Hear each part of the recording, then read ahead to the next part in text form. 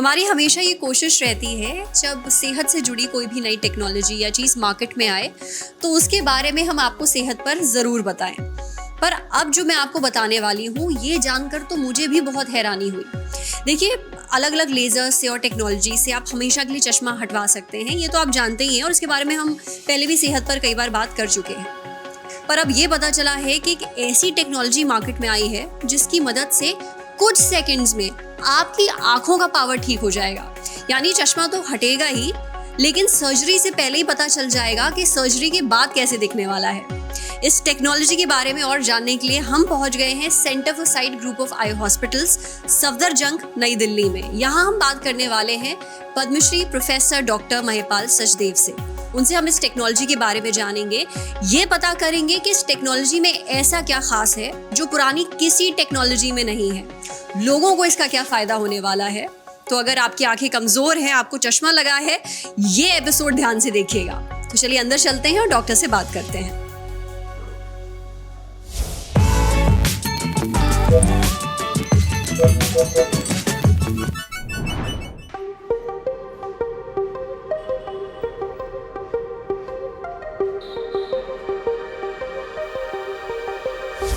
हमारे साथ हैं डॉक्टर महिपाल सचदेव।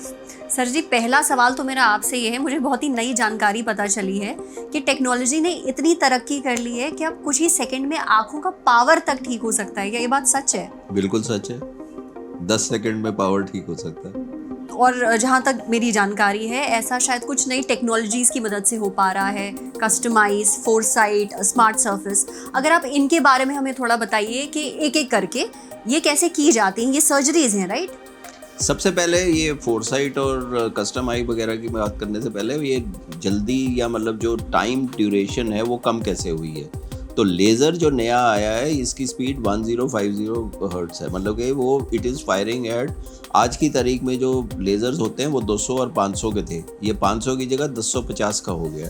तो 1050 का मतलब वो ज़्यादा तेज़ फायर करता है, और जब तेज़ फायर करता है तो आई की मूवमेंट को भी साथ में उसको ट्रैक करना पड़ता है। तो आई की मूवमेंट को भी वो 1050 टाइम्स ट्रैक करता है, तो इसलिए उसका जो है टाइम ड्यूरेशन कम हो गया।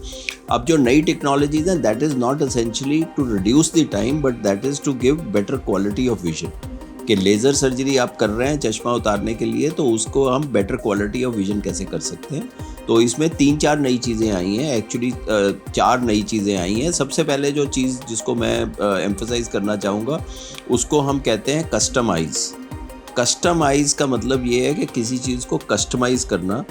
तो ये जैसे कि आप एक रेडीमेड शर्ट ले सकते हैं या आप टेलर के पास जाके उसकी पूरी पैमाइश लेके उसके हिसाब कर सकते हैं। तो ये customize is powered by AI, artificial intelligence, जिसको हम कहते हैं फोरसाइट। फोरसाइट जैसे आप सिंपल वर्ड में जानिए कि आप फ्यूचर को प्रेडिक्ट कर सकते हैं। तो customize by foresight is something which is new, जो कि एशिया में पहली बार हमने लॉन्च करी है यहाँ पे। इसमें जो कॉर्निया है, मेनली जब लेज़र विजन करेक्शन की जाती है तो सामने की पुतली जहाँ जो कॉर्निया है उसके ऊपर हम उसको परमानेंटली उसकी शेप चेंज करते हैं। तो ये कुछ रेगुलर नंबर्स के लिए भी होता है, कुछ इरेगुलरिटीज़ कॉर्निया में होती हैं, जैसे केराटोकोनस वगैरह की बीमारी है उसके लिए होता है। फोरसाइट के ज़रिए अगर हम कहते हैं कि इसको ऐसे ट्रीट करें तो कॉर्निया का आकार जो है वो लेज़र के करने के बाद कैसा होगा, ये पहले नहीं था। तो this is a predictive AI that you can predict के लेज़र करने के बाद कॉर्निया का क्या मतलब what will be the outcome, और वो सर्जन फिर उसके ऊपर पेशेंट से डिस्कस करके उसके हिसाब से ट्रीटमेंट को प्लान कर सकता है। तो ये तो हुआ कि कस्टमाइज़ कर सकते हो आप ट्रीटमेंट को, और AI को यूज़ करके उसको पावर कर सकते हो to kind of get better results. अब ये जो स्मार्ट सर्फ है ये टचलेस, ब्लेडलेस, फ्लैपलेस प्रोसीजर है, जिसमें कि जब हम लेज़र करते हैं तो ओरिजिनल जब लैसिक करते थे तो कॉर्निया का हम फ्लैप बनाते हैं, उसके बाद हम लेज़र से कॉर्निया को बर्न करते हैं और फ्लैप को वापस डाल देते हैं। तो ये फ्लैप जो है चिपक जाता है और व्यक्ति की विजन आ जाती है।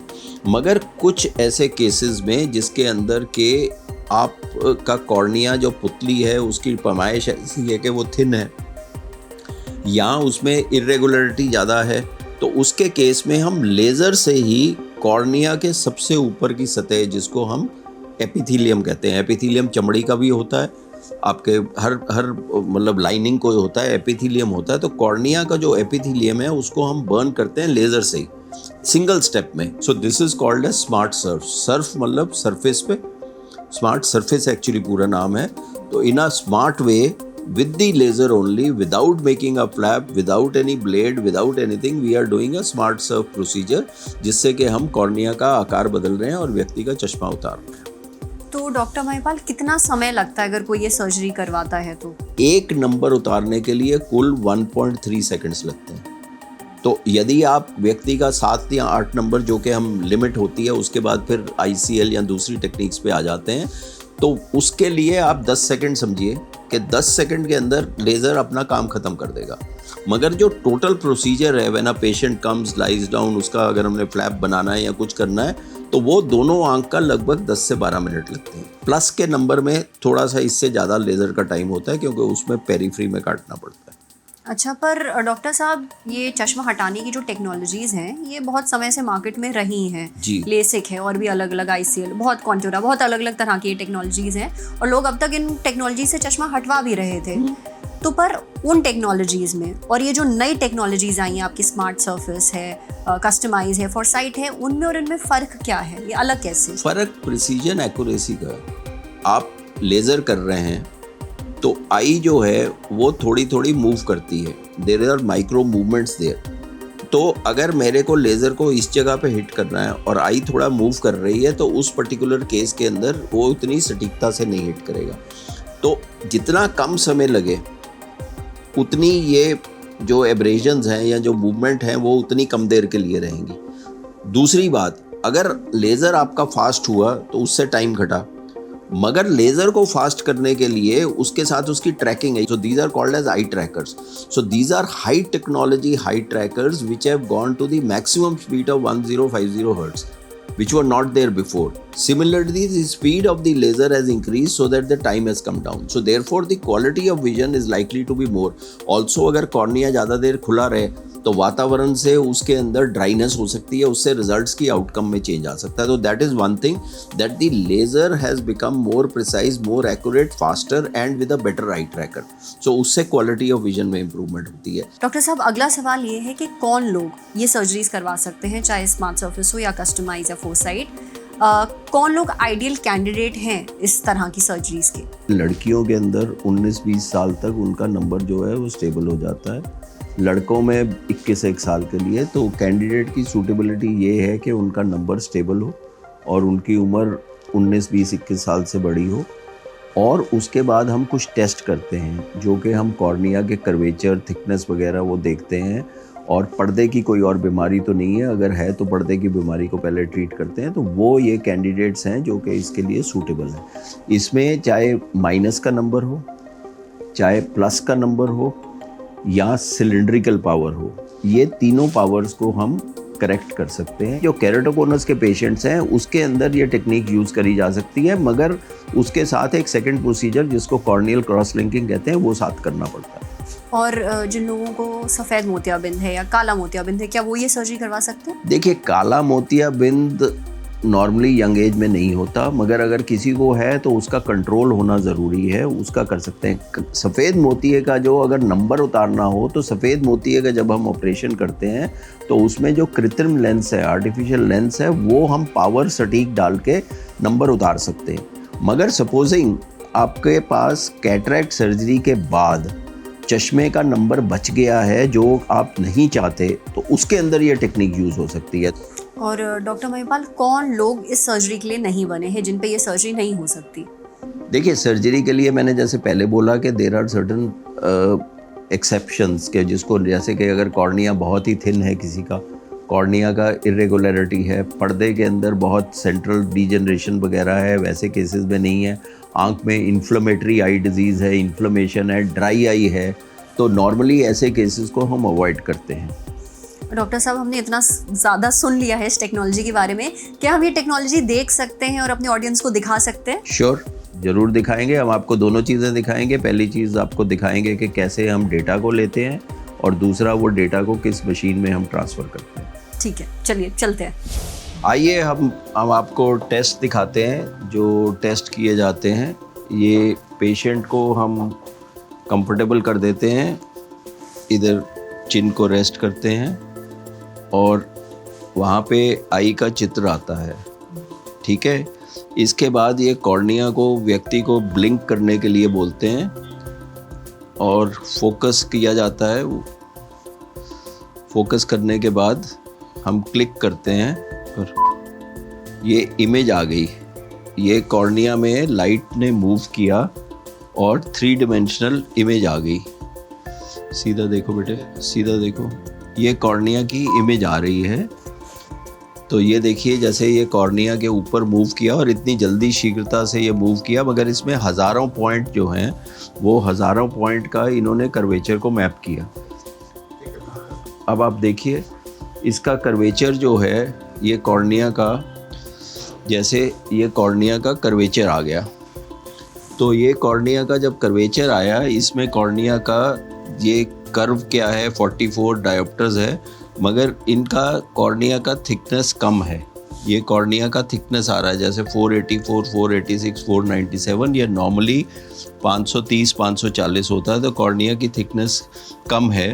तो इनके लिए फ्लैप वाला प्रोसीजर सही नहीं है, मगर स्मार्ट सर्फ इनके लिए बिल्कुल बढ़िया प्रोसीजर होगा करने के लिए। तो ये अब हम इसको प्लानिंग करते हैं। जैसे ये कस्टम एब्लेशन मैनेजर है, तो इसके अंदर फोरसाइट के ज़रिए हम इसको प्लान करेंगे। तो जो डेटा कैप्चर हुआ है वो कैप्चर्ड डेटा को हम लेके इसके हिसाब से ट्रीटमेंट को, प्रोफाइल को देखेंगे कि एब्लेशन जो है वो कैसे आएगी, इसमें कॉर्निया की थिकनेस क्या बचेगी, क्या पेरिफेरल थिकनेस है, क्या नंबर है, उसके हिसाब से हम करेंगे। आगे इसके आगे चलेंगे तो ये पूरा आपको मैप आएगा कि ये व्यक्ति का कॉर्निया जो है ये हमें इस प्रकार से दिखेगा। इसको हम चेंज करना चाहते हैं फोरसाइट के ज़रिए, तो उसको हम चेंज कर सकते हैं। कोई केरेटोकोनस का पेशेंट जैसे हो, उसके अंदर भी हम कर सकते हैं। तो ये प्रिपेयर कर रहा है, सिमुलेट कर रहा है कि कॉर्निया पहले कैसे होगा और लेज़र करने के बाद यहाँ पे लेज़र होगा तो ये जैसे 42, 41 आपका कर्वेचर है, ये कम होके 38, 36, 35 हो गया, ठीक है। तो ये हमको प्रिडिक्टिव या एस्टिमेटेड पोस्ट ऑपरेटिव दिखा रहा है।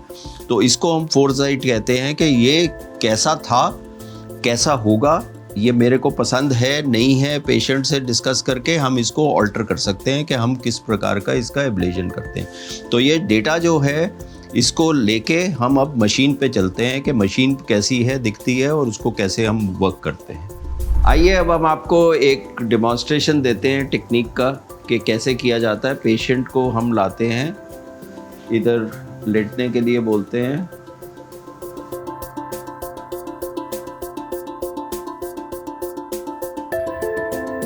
इसके बाद ये मशीन को नीचे पेशेंट को लेके आते हैं और इससे पहले स्टेराइल ड्रेप डालते हैं क्योंकि हम सिर्फ डेमो कर रहे हैं। तो इसमें ड्रेप करने के बाद जो सर्जन हैं वो इधर आते हैं, यहाँ पे डेटा फीड किया जाता है। तो ये डेटा जैसे है पेन ड्राइव के ज़रिए हम इसको लेके इधर आते हैं। मशीन की एनर्जी लेवल हम टेस्ट होता है जिसको हम फ्लुएंस कहते हैं कि भाई मशीन बिल्कुल अच्छे लेवल पे है कि नहीं है। तो ये हमने डेटा जो है वो करके इसके अंदर आपका एब्लेशन प्रोफाइल आ गया। यहाँ से हम पेशेंट को नीचे आंख के ज़रिए इनको एक ब्लिंकिंग लाइट आती है, उसके लिए पेशेंट को कहते हैं कि ब्लिंकिंग लाइट को देखें और आई को हम ऐसे खोल के मैं दूसरी तरफ ले आता हूँ। एक आंख या दूसरी आंख को अगर ट्रीट करना हो तो ये इसको हमको क्रॉस हेयर के साथ मैच करना पड़ता है, ठीक है। तो इससे हम आंख को खोल के रखते हैं। एक स्पेकुलम होता है जिससे कि आंख को हम ऐसे खोल के रख के उसके बाद लेज़र का ट्रीटमेंट शुरू करते हैं। तो पेशेंट को इसमें कुल जो है लेज़र जो है वो 10-15 सेकंड के लिए चलेगा और व्यक्ति को हम लोकल एनेस्थेटिक ड्रॉप्स डालते हैं। तो लेज़र जब हो जाता है, लेज़र फायर करता है वहाँ से, उसके बाद हम इसको पेशेंट को बाहर लाते हैं और दवाई डाल के, पेशेंट को कोई पट्टी वगैरह नहीं बनती, पेशेंट को खड़ा करने के लिए बोलते हैं और ये वॉक इन वॉकआउट प्रोसीजर होता है।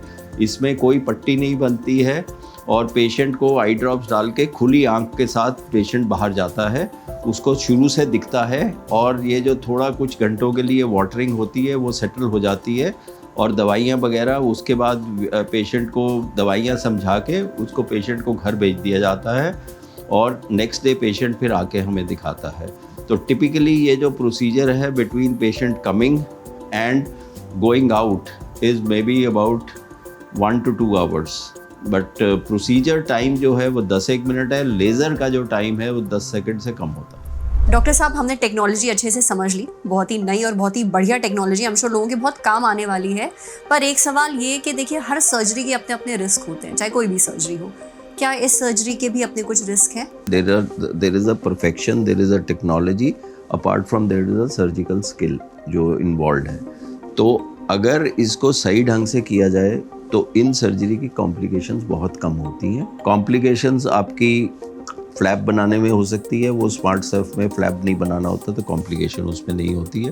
थोड़ा सा पेन डिस्कम्फर्ट वगैरह होता है, आपको थोड़ा आंसू वगैरह आते हैं सर्जरी के कुछ घंटों के बाद, और उसके बाद आपको कभी इन्फेक्शन हो सकता है और कभी जो कॉर्निया है लॉन्ग टर्म में अगर फ्लैप बनाया जाए तो एपिथेलियल इनग्रोथ, कई प्रकार के कॉम्प्लिकेशंस हो सकते हैं। बट ओवरऑल अगर आप कॉम्प्लिकेशंस को पूरा लंप टुगेदर कर लें और ये बोलें कि व्यक्ति की विजन जो पहले 6/6 या 20/20 देख रहा था और लेज़र के बाद, प्रोसीजर के बाद उसकी विजन 2 लाइन कम हो गई, ब्लाइंडनेस की बात नहीं कर रहा, 6/6 से वो गिर के 6/12 हो गई, वो अच्छे सेंटर्स में it is not more than 1 to 2 per 10,000 eyes, which is 0.01 और 0.02%. सो कॉम्प्लिकेशंस हो सकती हैं स्टार्टिंग फ्रॉम, समटाइम्स आपको प्रोसीजर अबॉर्ट करना पड़ता है।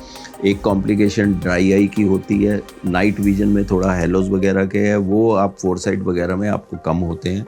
उसके बाद आपका कई बार कॉर्निया में एक्टेजिया हो सकता है कि कॉर्निया जो है उसको सह नहीं सकता तो उसमें प्रोट्यूबरेंस आ सकती है। तो इस प्रकार की कई कॉम्प्लिकेशंस होती हैं जो कि हो सकती हैं। और रिग्रेशन, यहाँ पहली बार में नंबर पूरी तरह ना उतरना, ये 1 से 3% केसेस में होती हैं। This is slightly more but we don't call it a complication. Ladies में प्रेगनेंसी सर्जरी के बाद अगर हो तो हार्मोनल चेंजेस जो होते हैं, वो हार्मोनल चेंजेस के साथ कई बार जो इफ़ेक्ट है वो रिग्रेस कर सकता है। तो ये ऐसी चीज़ें हैं जो हैं, but overall I think it's a fantastic surgery. और डॉक्टर साहब, अगर कोई ये सर्जरी करवाता है तो कितने समय में विजन पूरी तरह से ठीक हो सकती है या आंखें पूरी तरह से ठीक हो जाएंगी? देखिए, आप ये जब भी सर्जरी कराते हैं तो आप ये लेके चलिए कि इसका जो रिज़ल्ट है वो नेक्स्ट डे पेशेंट की almost 95 to 99% of the vision वापस आ जाती है। शाम तक पेशेंट की विजन जो है वो बहुत अच्छी हो जाती है और इसके आउटकम्स थोड़े से मतलब कि इंडिविजुअल पे डिपेंड करते हैं नंबर पे, कि क्या प्लस का नंबर कर रहे हैं, बहुत ज़्यादा नंबर कर रहे हैं, उसमें स्टेबलाइजेशन में 1-2-3 हफ्ते लग सकते हैं, but that is about it. But आदमी अपना रोज़मर्रा का काम जो है वो 1 आध दिन में शुरू कर सकता है। और जो पोस्ट ऑप जिसे कहते हैं कि एक बार सर्जरी हो गई, तब बतौर डॉक्टर आप क्या एहतियात बरतने को कहते हैं पेशेंट को? देखिए, सबसे पहले तो आपको कुछ दवाइयाँ दी जाती हैं ऑपरेशन से 2 दिन पहले, जो एंटीबायोटिक ड्रॉप्स 1-2 दिन पहले, और बाद में आपको ड्रॉप्स दिए जाते हैं। थोड़े टीयर सब्स्टिट्यूट्स दिए जाते हैं क्योंकि जैसे मैंने बोला थोड़ा ड्राई आई हो सकता है। तो आपको जो भी 3-4 तरह की मेडिसिन दी जाती हैं उसका आपको प्रॉपर इस्तेमाल करना चाहिए। जिस ड्यूरेशन के लिए दी जा रही हैं उसका करना चाहिए। इन्फ्लेमेशन कम करने के लिए स्टीरॉयड ड्रॉप्स दिए जाते हैं तो वो व्यक्ति को उसको यूज़ करना चाहिए। Initially forceful rubbing of the eye is told to the patient कि वो ना करें। उसके बाद आपको क्लिनलीनेस रखनी चाहिए, आई की हाइजीन आसपास जो है, ताकि वो बहुत ज़्यादा मक जो होता है, जो जैसे सिक्रीशन है, वो इकट्ठी ना हो।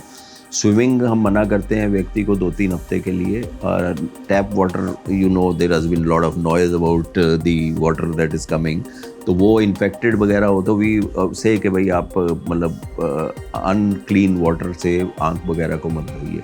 That is it. Head bath भी से मे बी 2-4 दिन के बाद आप स्टार्ट कर सकते हैं. Otherwise there is these are the kind of instruction. Initially एक आध दिन अगर काला चश्मा लगाना हो कि भाई अगर आपको लाइट चुभती हो तो वो आप लगा सकते हैं. बाहर जाने के लिए specifically maybe to dust वगैरह प्रिवेंट करने के लिए एक आध हफ्ता आप डार्क ग्लासेस लगा सकते हैं. Apart from that there are too many restrictions which are there, but these are the post of instructions that are given to the patient. Kajal mascara व्यक्ति को नहीं लगा के आना चाहिए सर्जरी के पहले और सर्जरी के बाद, क्योंकि वो आंख में अंदर जाके it can cause problem. Similarly जब आप लेज़र करवाने आते हैं तो उससे पहले जो टेस्ट करते हैं उसमें आपको contact lens should be discontinued. अगर आप कॉन्टैक्ट लेंस लगा रहे हैं तो सॉफ्ट लेंस लगा रहे हैं तो 5-7 दिन पहले आपको कॉन्टैक्ट लेंस बंद कर देना चाहिए. बाकी कॉन्टैक्ट लेंस की अगर जैसे बात आए, अगर किसी को लेज़र कराया उसके बाद अपनी जैसे आर्टिस्ट हैं, टेलीविज़न आर्टिस्ट या फिल्म के वगैरह जो कुछ भी हैं, अगर वो आंख का रंग by coloured contact lens change करना चाहते हैं तो वो भी वो लगा सकते हैं. अच्छा, सबसे ज़रूरी सवाल डॉक्टर साहब, एक बार आपने सर्जरी करवा ली जी, तो क्या दोबारा आंखों का जो पावर है वो बढ़ सकता है? क्योंकि भाई उम्र का तकाजा है, आंखें वक्त के साथ कमज़ोर होंगी ही, चाहे कोई भी हो जी. तो क्या फिर एक बार आपकी सर्जरी के बाद दोबारा पावर बढ़ सकते हैं? देखिए, पावर जो है वो रिग्रेशन, मैंने आपको पहले बोला, रिग्रेस कर सकती है. Initially effect under correction, over correction वगैरह हो सकता है, बट बहुत लिमिटेड केस में होता है. स्पेसिफिक इंस्टांसेस 2-3 होते हैं, जैसे इन लेडीज़ प्रेगनेंसी, हार्मोनल चेंजेस, और if a person is taking hormone treatment, उससे थोड़ा बहुत regression is known. UV light excessive, you go to high altitude वगैरह, उससे रिग्रेशन हो सकता है. और दूसरा आप ये समझिए, आज की तारीख में मायोपिया बहुत बढ़ रहा है. उसका क्या कारण है? उसका कारण है स्टिमुलस के. हम रोज़ अपने फ़ोन पे लगे रहते हैं 6 घंटे 8 घंटे, कंप्यूटर पे लगे रहते हैं. That is a myopic stimulus. अगर आपकी प्रोफेशन या आपके शौक ऐसे हैं कि आप उसको देखेंगे ही देखेंगे तो उसके घर पे भी नंबर थोड़ा वापस आ सकता है, क्योंकि वो मायोपिया जिस चीज़ से आया है वो तो आपने दूर नहीं किया, आपने कॉर्निया को रीशेप कर दिया, वो आज के बेसिस पे रीशेप किया है, तो उस केसेस में आपका आ सकता है. और दूसरा जो आपने एज से कहा, उसमें प्लस नंबर आता है. प्लस नंबर का मतलब रीडिंग के लिए आपको प्लस नंबर कहेगा, उसको हम एक बीमारी कहते हैं प्रेस बायोपिया. प्रेस बायोपिया क्या होता है? आंख में जो आपका ओरिजिनल लेंस होता है वो लचीला होता है, तो वो लेंस अकोमोडेट कर सकता है यंग लोगों में. तो आप उसको पावर चेंज करेंगे, वो अकोमोडेट करेगा, तो डिस्टेंस भी देख सकते हैं, इंटरमीडिएट भी देख सकते हैं, नियर भी देख सकते हैं. मगर एज के साथ ये इनइलास्टिक हो जाता है. इनइलास्टिक होता है तो इसलिए जैसे आपने अपने पेरेंट्स को देखा हो या किसी से, उनका दूर का चश्मा और नज़दीक का चश्मा भिन्न हो जाता है, क्योंकि नज़दीक के लिए प्लस का नंबर आता है. तो वैसे केस में अगर आती है, अगर नंबर वापस आता है तो उसको हम रीडू कर सकते हैं surgery, but we have to again check the parameters कि वो है कि नहीं है. और रीडू का रेट जैसे मैंने बोला 1 से 3% होता है. डॉक्टर महिपाल, आखिरी सवाल, जो हमारा ऑडियंस इन सर्जरीज और टेक्नोलॉजीज में इंटरेस्टेड है और करवाना चाहता है, उनके लिए है, मोटा माटी कितना खर्चा आ जाएगा? मोटा मोटी जो खर्चा है depends on the surgeon and depends on what technology you are using, but typically ये जो लेटेस्ट एडवांस टेक्नोलॉजी है, ये 1 लाख से 1.5 लाख के बीच में दोनों आँख का खर्चा आएगा. 1 से 1.5 लाख की दोनों आँखों का जी. Thank you so much doctor Mahipal. आपने ये जो नई टेक्नोलॉजीज आई हैं, जिनको लेकर बहुत जिज्ञासा थी हमारे मन में, आपने उनके हमें जवाब दिए हैं. जो लोग ये सर्जरीज करवाना चाहते हैं और इन टेक्नोलॉजीज में इंटरेस्टेड हैं, उनको भी बहुत काम की जानकारी मिली है. शुक्रिया. Thank you. तो भाई, जो लोग हमेशा के लिए अपना चश्मा हटवाना चाहते हैं वो तो ये वीडियो सेव कर लें. आपने सुना कितनी काम की है ये नई टेक्नोलॉजीज. सोचिए, सर्जरी से पहले ही डॉक्टर और सर्जन को ये पता चल जाएगा कि सर्जरी के बाद आपका विजन कैसा होगा, आपको चीज़ें कैसे दिखेंगी. अगर आपके और भी कुछ सुझाव हैं, कुछ आप जानना चाहते हैं इस टेक्नोलॉजी के बारे में, तो कमेंट बॉक्स में हमसे पूछ सकते हैं. आपको हमारा ये वीडियो कैसा लगा ये भी बताइएगा. देखते रहिए ललन टॉप. शुक्रिया.